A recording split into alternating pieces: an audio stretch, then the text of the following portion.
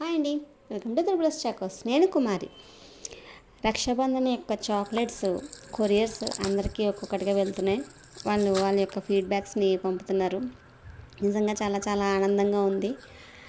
వీళ్ళైతే మనకి ఒక 1/2 కిలో చాక్లెట్స్ ఆర్డర్ ఇచ్చారండి. అవి మనం ఇలాగా ప్రిపేర్ చేసి ఇచ్చాం.